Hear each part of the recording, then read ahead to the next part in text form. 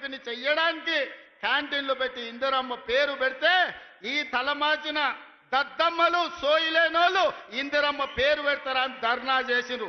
ఒక్కనొక్కని బట్టలిప్పదీసి కొడితే తప్ప ఇందిరమ్మ గొప్పతనం వాళ్ళకు అర్థం కాదు అని చెప్పి నేను ఈ సందర్భంగా తెలియజేస్తున్నా. మిత్రంలో మా ప్రభుత్వ ఉద్యోగాలలో 60,000 నియామకాలు చేపట్టింది.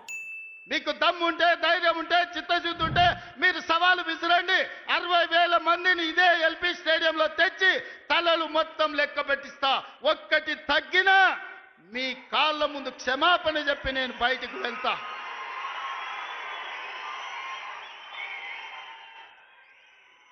ఇది మా లెక్క. ఇది మమ్మల్ని ఎక్కడైతే టచ్ చేయకూడదో అక్కడ మీరు టచ్ చేసిండ్రు, మీరు మొదలు పెట్టినరు. ఇక మేము దాన్ని ఎట్లా ముగిస్తామో చూడండి. ఇలా తెలంగాణ ఒకటే గుర్తుపెట్టుకోవాలి, తెలంగాణ గడ్డ ఇది ఉద్యమాల గడ్డ బిడ్డ, తస్మాత్ జాగ్రత్త అని చెప్తా ఉన్నాం. ఏం చూస్తావు పోయి? ఇక దీనికంటే ఎక్కువ చూసేదేముంది? మర్డర్ చేస్తావు కదా, చెయ్యి. ఈ తెలంగాణ గడ్డ కోసం, ఈ తెలంగాణ ప్రజల కోసం నా ప్రాణాలైనా అర్పించడానికి సిద్ధంగా ఉన్నా కానీ రేవంత్ రెడ్డి నీతో కాంప్రమైజ్ కావడానికి సిద్ధంగా లేను. నువ్వు ఏమి చేస్తావో చెయ్యి, ఏం చేస్తావో చెయ్యి. ఇక నీకు మిగిలింది చంపడమే కదా. దమ్ముంటే చంపుకో, దమ్ముంటే ఎట్లా ఆపుతో ఆపు. నీ సంగతి ఏందో మేము కూడా చూస్తామని చెప్పి సందర్భంగా తెలియజేస్తా ఉన్నాం. నీకు అలవాటే కదా రేవంత్ రెడ్డి గారు, నీకు చేసిన సాయాలన్నీ మర్చిపోయావు. నీవు పిసిసి ప్రెసిడెంట్ అయిన రోజు నీకు సాయం చేసింది ఎవరు, నీకు అన్నం పెట్టింది ఎవరు, నీ ఏ గల్లీలో ఎవరిని ఎట్లా మేనేజ్ చేసినావో నీ గుండె మీద చేసుకొని చెప్పు. నీకు తెలియదా అని నేను అడుగుతా ఉన్నా రేవంత్ రెడ్డి గారు. కేసీఆర్ వస్తాడా, కేటీఆర్ వస్తాడా రండి అన్నాడు. నీకు కేసీఆర్ అంత లేదు కానీ మేము చాలు నీకు వస్తాం, మీరు ఎక్కడ పెడతారో పెట్టండి వస్తాం. కాకపోతే మేమంటే ఎప్పటికప్పుడు రెడీగా ఉంటాం, ఎందుకంటే ఇలా 10 ఏళ్ళు మునిగి తేలిన వాళ్ళం కాబట్టి మేము ఎప్పుడు రెడీ. కాకపోతే మీకు కొద్దిగా ప్రిపరేషన్ టైం కావాలి మాకు తెలుసు. ఎందుకంటే మీ మంత్రులు గతంలో కూడా మేము శాసనసభలో మీరు ప్రతిపక్షంలో ఉన్నప్పుడు కూడా చర్చ పెడతామంటే మేము ప్రిపేర్ అయ్యి రాలేదండి అంటారు. ముఖ్యమంత్రి గారు అయితే ఆయనకు తెలుసు మీకు పాపం బూతులు తిట్టడమే ఈజీ, చాలా ఈజీ కదా. బూతులు మాట్లాడడము, డైలాగులు కొట్టడం, గుడ్డలు ఉడదీస్తే అనడము, గుడ్డలు ఉడదీస్తేనే ఇందిరమ్మ గొప్పతనం తెలుస్తుంది అనడము, ఇవన్నీ చాలా ఈజీ. కానీ ముఖ్యమంత్రి గారికి నేను ఎందుకు 72 గంటలు టైం అంటున్నా అంటే, మళ్ళీ మీరు అక్కడికి చర్చకు వచ్చి బేసిన్లు బెండకాయలు అని చెప్పి ఆయనతో ఉన్న పరువు తీసుకుంటే తెలంగాణ ముఖ్యమంత్రి పరువు పోతుంది. ఇప్పటికే మీరు ఎంత సిగ్గుమాలిన వ్యక్తి ఇప్పటికీ అందరికి అర్థమైపోయింది. ఎవడన్నా అడుగుతారండి ముఖ్యమంత్రి దేవాదుల గోదావరి బేసిన్లు ఉన్నదా అని అడిగే పరిస్థితి ముఖ్యమంత్రి. బేసిన్ తెలియదు, బెండకాయ తెలియదు.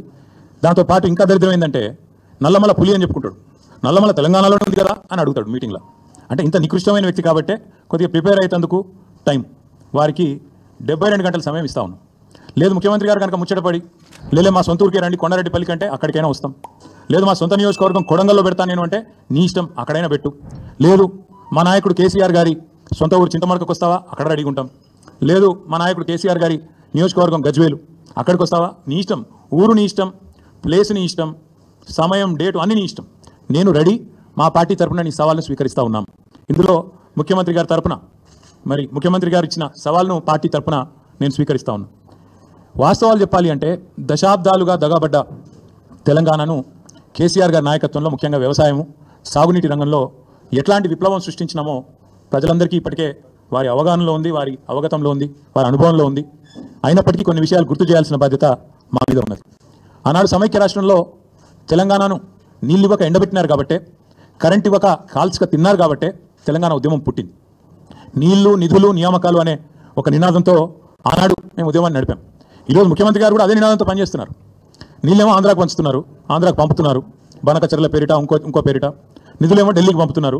ఇక నియామకాలు మీకు తెలుసు, ఆయన అనుయాయులకు ఆయన తొత్తులకు కొంతమందికి నియామకాలు మాత్రం ఇచ్చుకొని బ్రహ్మాండంగా వాళ్ళతో తెల్లారలేస్తే మమ్మల్ని తిట్టించే కార్యక్రమం మాత్రం చేస్తూ ఉన్నాడు. వాస్తవం ఏంటి అంటే స్వతంత్ర భారతదేశ చరిత్రలో 78 ఏళ్ల భారతదేశ స్వాతంత్రానంతరం ఏ ప్రభుత్వము కూడా కేసీఆర్ గారి ప్రభుత్వం చేసినంతగా రైతులకు ఎన్నడూ సాహసోపేతమైన కార్యక్రమాలు తీసుకోలేదు అనేది అక్షర సత్యం. పేరు తెచ్చుకోవాలంటే ఈ వల్గారిటీ కాదు, నువ్వు మంచి పేరు తెచ్చుకోవాలంటే మాకంటే బాగా పనిచేయి, మాకంటే ఎక్కువ కాలేజీలు పెట్టు, మాకంటే ఎక్కువ సాగునీరు తీసుకురా, ప్రజలకు దగ్గరగా ఉండి పనిచేసి మంచి పేరు తెచ్చుకో. కానీ చిల్లర మల్లర భాష మాట్లాడి ఆ పదవి యొక్క గౌరవాన్ని తగ్గించేంతో చెప్పి నేను కోరుతా ఉన్నా. ప్రతిసారి నా హైట్ గురించి కూడా మాట్లాడుతుంటాడు, నా ఎత్తు గురించి ఆయన మాట్లాడుతూ ఉంటాడు. ఇప్పుడు నేను ఆయన హైట్ గురించి మాట్లాడితే మర్యాద ఉంటుందా? నాకు మాట్లాడరాకనే ఏంది? నాకు కూడా మాట్లాడొచ్చు, కానీ ఏంటంటే నాకు కొన్ని విలువలు ఉన్నాయి. బేసికలీ నేను ఆయనలాగా కుసంస్కారంగా నేను మాట్లాడలేదు. మాట్లాడాలంటే మాట్లాడలేక కాదు, రాజకీయాలంటే కొంత గౌరవము. ఓ యంగ్స్టర్స్ కానీ కొత్త తరం కానీ వాళ్ళు మనం చూసి కొత్త చదువుకున్న వాళ్ళు విద్యావంతులు రాజకీయాల్లోకి రావాలి, కానీ అసహించుకునే విధంగా భాష ఉండకూడదనేటువంటిదే నా భావన. ఇప్పుడు ఎవరు ఎంత హైటు ఎంత వెయిట్ అనేది ప్రజలకు అవసరం లేదు. ఎవడు ప్రజలకు ఎంత పనిచేసిండ్రు అన్నది ముఖ్యం, ఎంత నిజాయితీతో పనిచేసిండ్రు అనేది ముఖ్యం, ప్రజల కోసం ఎంత గట్టిగా పనిచేసినాం అన్నది ముఖ్యం, కష్టపడి పనిచేసి ప్రజల గుండెల్లో నిలిచామా లేదా అన్నది ముఖ్యం. అంతే తప్ప నీ హైట్ ఎంత నా హైట్ ఎంత అని మాట్లాడుకోవడం కోసం కాదు రాజకీయాలు.